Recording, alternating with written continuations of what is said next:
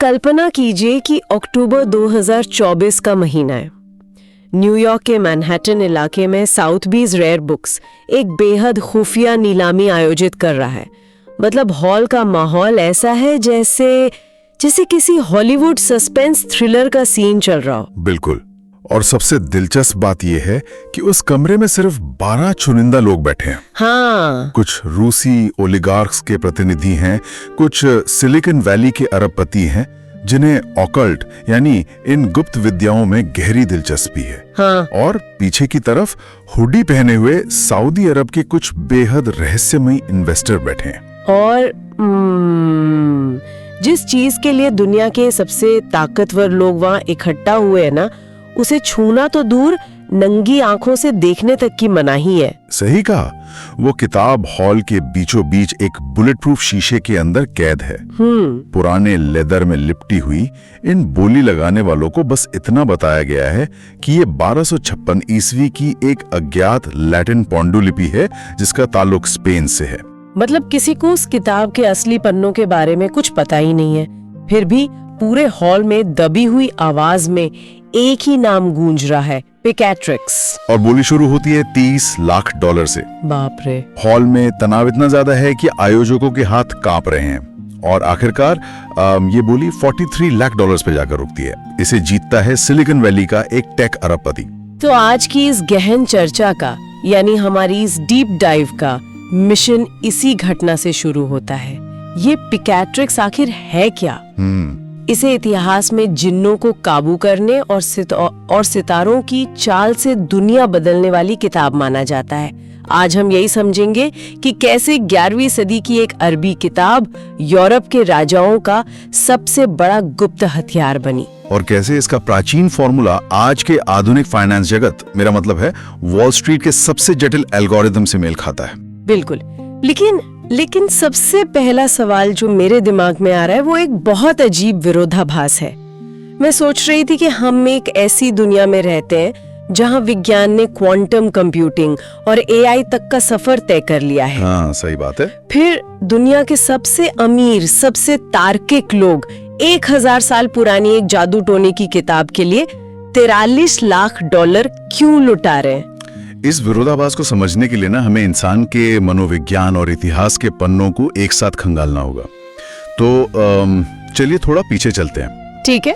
920 ईस्वी की उमैया खिलाफत के दौर में स्पेन का शहर कॉर्डोबा उस समय ज्ञान, विज्ञान और दर्शन का ग्लोबल सेंटर हुआ करता था। आप इसकी बौद्धिक क्षमता का अंदाजा बस इस एक बात से लगाइए कि कॉर्डोबा की ग्रैंड मस्जिद के पुस्तकालय में उस समय 6 लाख से ज्यादा किताबें मौजूद थी। 6 लाख? ओहो। हाँ, जबकि अगर आप उस दौर के पूरे पश्चिमी यूरोप को एक साथ मिला लें तो वहाँ 1 लाख किताबें भी मुश्किल से मिलती थी। ये आंकड़ा तो अपने आप में चौंकाने वाला है। मतलब एक तरफ इतनी अज्ञानता थी और दूसरी तरफ ज्ञान का ऐसा समंदर। बिल्कुल। और इसी समंदर के बीच हमारी आज की इस कहानी का मुख्य किरदार सामने आता है, अबू अब्दुल्ला मुसलमा इब्न कासिम अल कुर्तुबी। दुनिया के सामने ये शख्स एक बहुत ही सम्मानित हदीस का विद्वान और गणित का बहुत बड़ा पंडित था। लेकिन इतिहासकार अल फरादी के दस्तावेज कुछ और ही कहानी बताते हैं, है ना? हाँ, वो एक बहुत ही खतरनाक दोहरा जीवन जी रहा था। वो असल में जादू टोने, ताबीजों और खगोलीय शक्तियों का एक बहुत बड़ा गुप्त जानकार था। अगर मैं इसे आज के जमाने से जोड़कर देखूं, तो ये कुछ ऐसा है जैसे MIT का कोई बहुत ही प्रतिष्ठित प्रोफेसर दिन में तो छात्रों को क्वांटम फिजिक्स पढ़ाता हो। हाँ। लेकिन रात होते ही वो डार्क वेब पर जाकर दुनिया के सबसे खतरनाक ब्लैक हैट हैकर्स का गुरु बन जाता है। डार्क वेब वाली एनालॉजी यहाँ एकदम परफेक्ट बैठती है। अल कुर्तुबी हो, ये दोहरा जीवन किसी शौक के लिए नहीं बल्कि मजबूरी में जीना पड़ रहा था। मजबूरी कैसी? उस समय कॉर्डोबा का बौद्धिक माहौल बहुत ही क्रूर और कट्टर हो चुका था। जो लोग मुख्य विचारधारा से थोड़ा भी हटकर सोचते थे ना, उन्हें बख्शा नहीं जाता था। अच्छा। अल कुर्तुबी ने अपनी आंखों से देखा था कि कैसे इब्न मसर्रा जैसे महान दार्शनिक की मौत के बाद उसी के छात्रों ने सरेआम बाजारों में उसकी किताबें जला दी थी। इस घटना ने अल कुर्तुबी को अंदर तक डरा दिया था। तो जाहिर है एक गणितज्ञ और जिज्ञासु इंसान उस घुटन भरे माहौल में काम तो नहीं कर सकता था। वहां से बचकर अल कुर्तुबी मिस्र और दमिश्क होते हुए सीधा बगदाद पहुंच गया। हाँ, लेकिन बगदाद में ऐसा क्या था जो उसे स्पेन में नहीं मिल रहा था? आजादी। बगदाद में उसे वो वैचारिक आजादी मिली जिसकी उसे तलाश थी। वहां उसकी मुलाकात इख्वान अल सफा यानी ब्रेदरन ऑफ प्योरिटी नाम की एक बेहद खुफिया और बौद्धिक सोसाइटी से हुई। ये लोग कोई साधारण विचारक नहीं थे। ये लोग नव अफलातूनवाद, जिसे हम नियो प्लेटोनिज्म कहते हैं, और हर्मेटिक दर्शन को मिलाकर पढ़ते थे। एक मिनट रुकिए, यहाँ मुझे थोड़ी स्पष्टता चाहिए। ये नव अफलातूनवाद और हर्मेटिक दर्शन असल में है क्या? बिल्कुल, क्योंकि इसके बिना तो हम अल कुर्तुबी के दिमाग को समझ ही नहीं पाएंगे। बिल्कुल, इसे बहुत ही आसान भाषा में समझते हैं। नियो प्लेटोनिज्म ये मानता है कि ये पूरा ब्रह्मांड एक ही परम स्रोत से निकला है। ठीक है। और दुनिया की हर चीज, चाहे वो कोई ग्रह हो या जमीन पर पड़ा कोई मामूली पत्थर, वो सब एक दूसरे से अदृश्य धागों से जुड़े हुए हैं। और हर्मेटिक दर्शन का मुख्य सिद्धांत है जैसा ऊपर वैसा नीचे, या एज अबव सो बिलो। यानी अगर आसमान में ग्रहों की स्थिति बदलती है तो उसका सीधा असर जमीन की भौतिक चीजों पर पड़ता है। अच्छा, तो अल कुर्तुबी ने इसी विज्ञान को आधार मानकर ग्रीक रहस्यवाद और 3री सदी के कीमियागरों यानी अल्केमिस्ट्स का अध्ययन किया। सही कहा। उसने बस ये समझने की कोशिश की कि अगर ब्रह्मांड इन अदृश्य धागों से जुड़ा है तो क्या कोई इंसान उन धागों को अपनी उंगलियों से खींच सकता है। ओह, और यहीं से उस किताब का जन्म होता है जिसने सदियों तक दुनिया को खौफ में रखा। इन सारी जानकारियों का निचोड़ निकालकर 954 ईस्वी में उसने अपनी 224 रहस्यमयी किताबों का सार एक ग्रंथ में पिरो दिया। बिल्कुल। इस किताब का नाम था गायत उल हकीम, जिसका मतलब है एक ज्ञानी का लक्ष्य या गोल ऑफ द सेज। और पता है, इस किताब के लेखक का नाम कभी सार्वजनिक नहीं हुआ, क्योंकि उस दौर में ऐसी किताब के साथ पकड़े जाने का सीधा मतलब था अपनी गर्दन कटवाना। बाप रे। गायतुल हकीम कोई साधारण जादू की किताब नहीं थी। ये पूरी तरह से एस्ट्रल मैजिक यानी खगोलीय जादू का एक बेहद तकनीकी और जटिल मैनुअल था। इसके 4 हिस्से हैं और ये चारों हिस्से एक से बढ़कर एक खौफनाक है। जब मैंने पढ़ा तो मेरे तो रोंगटे खड़े हो गए थे। इसका जो पहला हिस्सा है वो ग्रहों के दर्शन और उनकी ताकतों पर बात करता है। इसमें बहुत बारीकी से बताया गया है कि कैसे हर ग्रह का जमीन पर अपना एक खास ऊर्जा क्षेत्र है। जैसे शनि ग्रह को समय, कृषि और मौत का नियंत्रक माना गया। हाँ। बृहस्पति दौलत और न्याय का केंद्र है।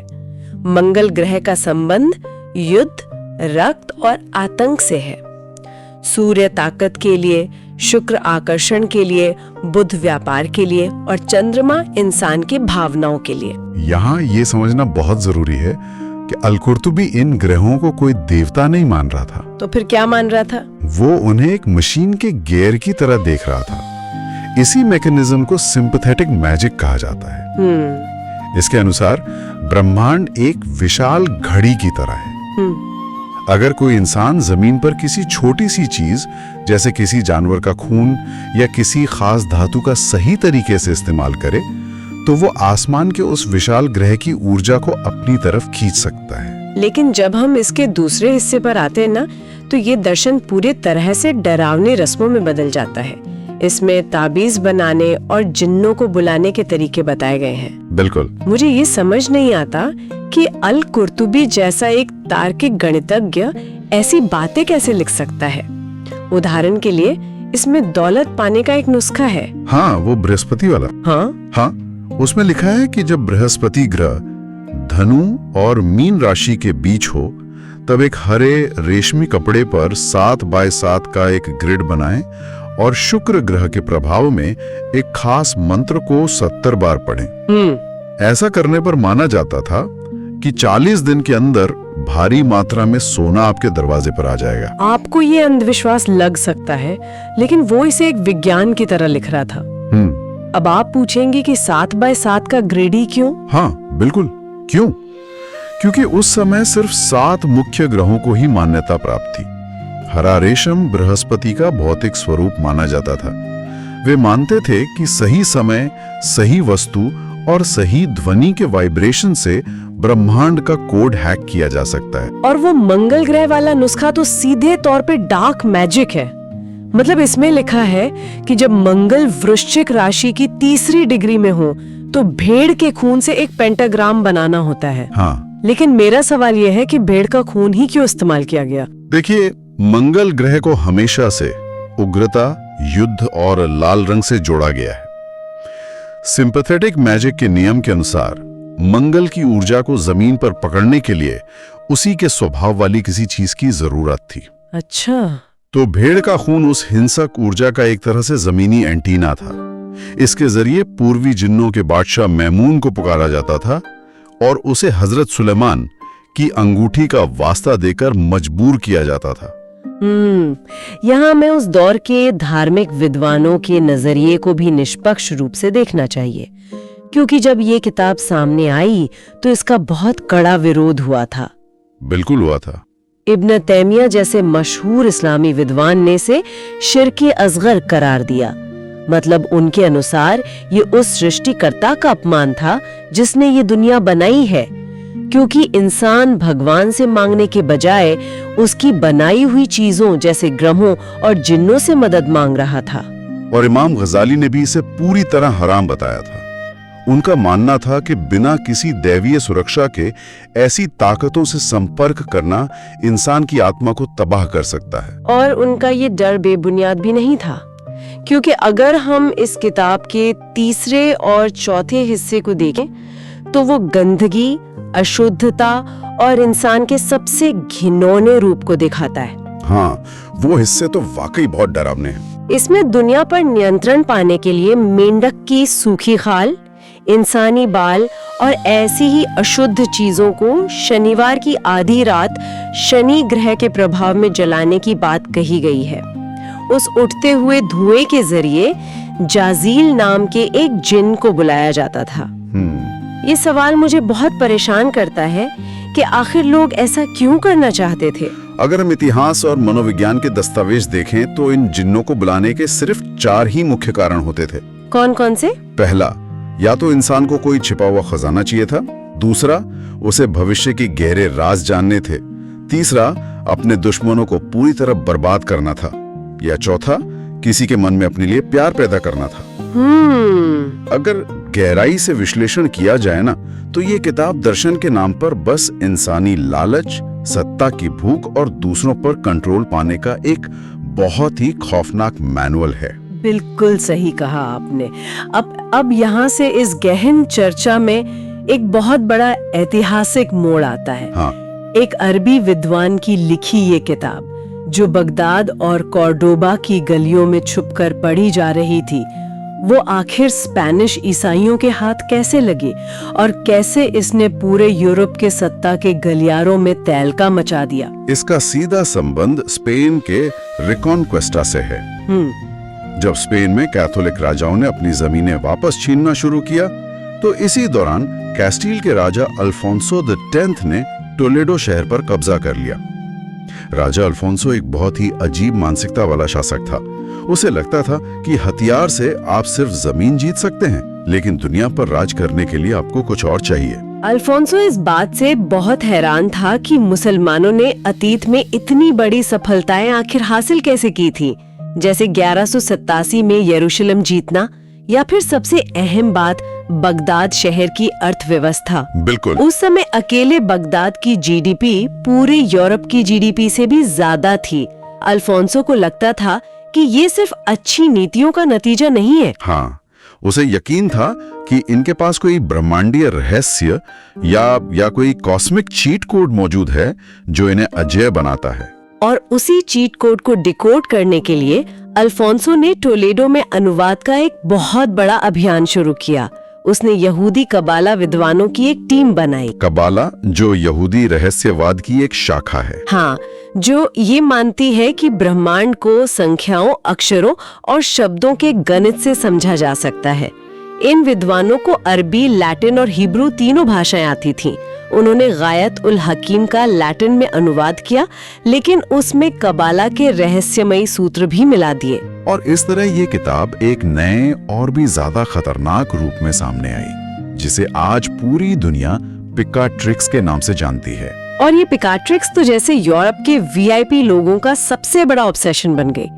ये वेटिकन के गुप्त तहखानों में रखी गई। 1460 के दशक में इटली के फ्लोरेंस पर राज करने वाले बेहद ताकतवर मेडिची परिवार ने इसे अपनी सत्ता की गाइड बुक बना लिया। सही बात है। यहाँ तक कि 1580 में इंग्लैंड की रानी एलिजाबेथ प्रथम का जो सबसे करीबी ज्योतिषी था, जॉन डी, वो इसी किताब को अपनी प्लेबुक की तरह इस्तेमाल करता था। और सिर्फ सत्ताधारी नहीं, जियोर्डानो ब्रूनो जैसे महान दार्शनिकों ने भी इस किताब का गहरा अध्ययन किया था। आपको याद होगा, ब्रूनो को तो 1600 ईस्वी में इसी विद्रोही सोच के लिए जिंदा जला दिया गया था। यहाँ पर ना एक बात बिल्कुल हजम नहीं होती। क्या? ये एक बहुत बड़ा विरोधाभास है। एक तरफ राजा रानियां और उनके ज्योतिषी महलों के अंदर इस किताब का इस्तेमाल कर रहे हैं, सितारों से संपर्क साध रहे हैं, और दूसरी तरफ उसी समाज में अगर कोई गरीब औरत जड़ी बूटियों से कोई साधारण से इलाज भी कर दे तो उसे चुड़ैल बताकर चौराहे पर जिंदा जला दिया जाता था। हाँ। मतलब इसका तो यही अर्थ हुआ ना कि ज्ञान और ब्रह्मांड के रहस्यों पर भी सिर्फ वीआईपी एक्सेस था। देखिए, ये मानव इतिहास का सबसे कड़वा सच है। सत्ता का ढांचा हमेशा से एकाधिकार यानी मोनोपोली पर टिका रहा है। जो चीज आपको ताकत देती है, सत्ता कभी नहीं चाहेगी कि वो चीज आम इंसान के हाथ लगे, क्योंकि अगर आम आदमी के पास ताकत आ गई तो सत्ता तो गिरी जाएगी। बिल्कुल। इसलिए सत्ताधारी खुद उन रहस्यों का इस्तेमाल करते थे, लेकिन आम जनता के लिए उसे काला जादू घोषित करके बैन कर देते थे। ये लोगों को कंट्रोल करने की एक सोची समझी रणनीति थी। ये तो हुई इतिहास और राजाओं के महलों की बात, लेकिन अगर हमें लग रहा है कि पिकाट्रिक्स और ये जादुई फॉर्मूले सिर्फ 1000 साल पुरानी कहानियां हैं, तो अब हमें वर्तमान की ओर देखना चाहिए। बिल्कुल देखना चाहिए, क्योंकि जब हम इन फॉर्मूलों को आज के आधुनिक फाइनेंस जगत, खासकर वॉल स्ट्रीट से जोड़कर देखते हैं, तो सच में रोंगटे खड़े हो जाते हैं। इंसान ने जादू टोना छोड़ा नहीं है, उसने सिर्फ अपने उपकरण बदल लिए हैं। ये हमारी इस चर्चा का सबसे अहम पड़ाव है। पिकाट्रिक्स का वो जो प्राचीन जादुई फॉर्मूला था, वो कोई अंधविश्वास नहीं था, बल्कि एक मनोवैज्ञानिक और गणितीय संरचना थी। वो फॉर्मूला मुख्य रूप से 3 चीजों पर टिका था। पहला, सही खगोलीय समय या सेलेस्टियल मोमेंट। दूसरा, एक भौतिक ताबीज जो उस समय की ऊर्जा को सोख सके। और तीसरा, ग्रहों की ऊर्जा या दबाव। तो चलिए इस फॉर्मूले को आज के फाइनेंशियल मार्केट के चश्मे से देखते हैं। एक आधुनिक वॉल स्ट्रीट का हेज फंड मैनेजर इस फॉर्मूले का इस्तेमाल कैसे कर रहा है? अगर हम आज के बाजार को देखें तो कुछ भी नहीं बदला है। पिकाट्रिक्स का वो सही खगोलीय समय आज के बाजार में मार्केट वॉलेटिलिटी को ट्रैक करने वाला एक सुपर फास्ट एल्गोरिदम बन गया है। अच्छा। वे भी एक विशेष क्षण का इंतजार करते हैं जब बाजार में 1 सेकंड के 1000वें हिस्से के लिए कोई बदलाव हो, और दूसरा, जो भौतिक ताबीज होता था, जो ऊर्जा को कैद करता था, वो आज डेरिवेटिव कॉन्ट्रैक्ट्स और क्रेडिट स्वाइप का रूप ले चुका है। इसे थोड़ा और स्पष्ट करना जरूरी है। एक ताबीज और एक डेरिवेटिव में क्या समानता हो सकती है? बहुत बड़ी समानता है। आप सोचिए, एक ताबीज की अपनी खुद की कोई कीमत होती है क्या? नहीं। वो सिर्फ इसलिए मूल्यवान है क्योंकि वो किसी बाहरी ग्रह की अदृश्य ऊर्जा को अपनी तरफ खींच रहा है। बिल्कुल उसी तरह एक डेरिवेटिव की खुद की कोई कीमत नहीं होती। ये एक ऐसा वित्तीय अनुबंध है जो अपनी कीमत किसी और संपत्ति, जैसे किसी स्टॉक या कमोडिटी के उतार चढ़ाव से खींचता है। ये भी एक तरह का वित्तीय ताबीजी तो है जो बाजार की ऊर्जा को सोख रहा है। जिन्नों को बुलाकर अपनी ताकत बढ़ाई जाती थी। तो इसका मतलब ये हुआ कि आज का हाई फ्रीक्वेंसी ट्रेडिंग सिस्टम यानी HFT, जो सुपर कंप्यूटर्स के जरिए चलता है, वो असल में एक डिजिटल पेंटाग्राम है। बिल्कुल। 11वीं सदी का जादूगर भेड़ के खून से पेंटाग्राम बनाकर खजाना लूटने की कोशिश करता था, और आज का ट्रेडर फाइबर ऑप्टिक केबल और एल्गोरिदम का जाल बिछाकर पलक झपकते ही मार्केट के छोटे छोटे उतार चढ़ाव से लाखों डॉलर सोख लेता है। जादू वही है, बस खून की जगह डेटा ने ले ली है। एकदम सही एनालॉजी दी आपने, और इस समानता को आज के बड़े बड़े अर्थशास्त्री भी मानते हैं। 2023 में मशहूर अर्थशास्त्री यानिस वरूफाकिस ने इस पूरे सिस्टम को बहुत ही सटीकता से एल्गोरिथमिक अल्केमी का नाम दिया था। अच्छा। इसी विषय पर ग्रेगरी जुकरमैन की एक बहुत प्रसिद्ध किताब है, the man who solved the market. हाँ, जिम सिमंस वाली किताब। हाँ, जिम सिमंस खुद एक बहुत बड़े गणितज्ञ थे जिन्होंने बाजार के पैटर्न्स को डिकोड किया। वे भी ठीक वही कर रहे थे जो अल कुर्तुबी ने बगदाद में करने की कोशिश की थी। छिपे हुए पैटर्न्स खोजना जो आम आदमी की नजरों से उछले। और इसका नतीजा क्या होता है? जब ये तीनों चीजें, सही एल्गोरिदम, डेरिवेटिव्स और भारी भरकम लेवरेज एक साथ मिलती हैं, तो वॉल स्ट्रीट के जादूगरों के लिए खजाने के दरवाजे खुल जाते हैं। वे अंधा पैसा बनाते हैं। बिल्कुल। लेकिन दूसरी तरफ जो आम निवेशक है, जो इस उम्मीद में किसी कंपनी का शेयर खरीदता है कि साल के अंत में उसे थोड़ा डिविडेंड मिलेगा, वो अक्सर अपना पैसा खो बैठता है। क्योंकि उसे इस जादू की भाषा नहीं आती। पिकैट्रिक्स लैटिन में लिखी गई थी ताकि आम आदमी उसे पढ़ ना सके। हाँ। और आज के ट्रेडिंग एल्गोरिदम ऐसी कोडिंग में लिखे जाते हैं जिसे कोई आम इंसान डिकोड ना कर सके। ये इंसानी मनोविज्ञान का एक ऐसा चक्र है जो शायद कभी नहीं टूटता। लालच, सत्ता और ब्रह्मांड को अपने वश में करने की भूख इंसान के डीएनए में रची बसी है। सही कहा। और शायद यही असली वजह है कि आज के दौर में भी जब पिकाट्रिक्स नीलाम होती है तो उसके लिए 43 लाख डॉलर की बोली लग जाती है। अब इस पूरी कहानी के अंत की ओर चलते हैं। चलिए। वो सिलिकॉन वैली का अरबपति जिसने उस रहस्यमयी पांडुलिपि के लिए 43 लाख डॉलर दिए थे, उसके साथ आखिर में क्या हुआ? क्या पिकाट्रिक्स ने उसे ब्रह्मांड का राजा बना दिया? इस दास्तान का अंत किसी ग्रीक ट्रेजेडी से कम नहीं है। उस अरबपति ने खिताब को हासिल करने के बाद अपना और अपने निवेशकों का सारा पैसा क्रिप्टो करेंसी के एक बहुत ही जोखिम भरे दांव में लगा दिया। उसे इस बात का पूरा घमंड था कि अब उसके पास मार्केट की ऊर्जा को कंट्रोल करने का रहस्य आ चुका है, लेकिन बाजार के गणित और पिकाट्रिक्स के फॉर्मूले उसे बचा नहीं सके। तो सब डूब गया। सारा दांव उल्टा पड़ गया, पूरा पैसा डूब गया। और जब निवेशकों ने उस पर कानूनी शिकंजा कसा तो रातों रात मुंह छिपाकर दुबई भाग गया। लेकिन भागने से पहले ना उसने सोशल मीडिया पर अपना एक आखिरी और बहुत ही गहरा संदेश छोड़ा था। उसने लिखा था, मुझे लगा था कि मैं इस किताब से सितारों को और अपनी किस्मत को कंट्रोल कर लूंगा, लेकिन मैं एक बहुत छोटी सी बात भूल गया था। क्या? ये सितारे, ये ग्रह खुद किसी के द्वारा बनाए गए हैं। बनाने वाले के हाथ में ही असल ताकत होती है, बनाई गई चीजों में नहीं। बहुत गहरी बात है। और आज वो 43 लाख डॉलर की पिकाट्रिक्स किताब वापस ब्रिटिश म्यूजियम की सुरक्षा में पहुंच चुकी है और महज एक प्रदर्शनी का हिस्सा बनकर रह गई है। उस अरबपति का ये पतन हमें एक बहुत बड़ा सबक देता है। ये सोचने पर मजबूर करता है कि इंसान का अहंकार हमेशा उसे उसी खाई में क्यों धकेलता है। ये सिर्फ एक पुरानी किताब की कहानी नहीं है। हाँ, ये इंसान के उस अंतहीन भ्रम की कहानी है जहां वो खुद को इस पूरी सृष्टि का नियंता समझने लगता है। बिल्कुल। इस पूरी चर्चा को खत्म करते हुए मुझे प्रसिद्ध कवि अल्लामा इकबाल का एक बहुत ही शानदार शेर याद आ रहा है जो इस पूरी रहस्यमयी सोच की जड़ पर ही प्रहार करता है। कौन सा शेर? उन्होंने कहा था, सितारा क्या मेरी तकदीर की खबर देगा, वो खुद फरा के अफलाक में है ख्वारो ज़बूं। वाह। अगर इसे हम आसान भाषा में समझें तो इसका मतलब है कि एक सितारा जो खुद इस विशाल और अनंत अंतरिक्ष में दिशाहीन होकर भटक रहा है, जो खुद सृष्टि के नियमों का गुलाम है, वो भला किसी इंसान की किस्मत कैसे तय कर सकता है? ये विचार अपने आप में इतनी ताकत रखता है कि खगोलीय जादू और उसे कंट्रोल करने की इंसानी जिद दोनों की बुनियाद को ही खोखला साबित कर देता है। और यहीं पर हम इस पूरी चर्चा के बाद एक बहुत ही प्रासंगिक सवाल छोड़कर जाते हैं। क्या आधुनिक तकनीक, सुपर कंप्यूटर्स, अंधा पैसा या फिर प्राचीन रहस्यमय किताबों के जरिए इस पूरे ब्रह्मांड को कंट्रोल करने की हमारी ये जो जिद है, क्या यही असल में मानव सभ्यता की सबसे बड़ी कमजोरी नहीं है? क्या हम आज भी विज्ञान के इस चरम युग में होने के बावजूद बिल्कुल वही गलतियां नहीं दोहरा रहे हैं जो 1000 साल पहले कॉर्डोबा और बगदाद के अंधेरे कमरों में बैठे विद्वान कर रहे थे? इस बारे में आखिर में जरूर विचार किया।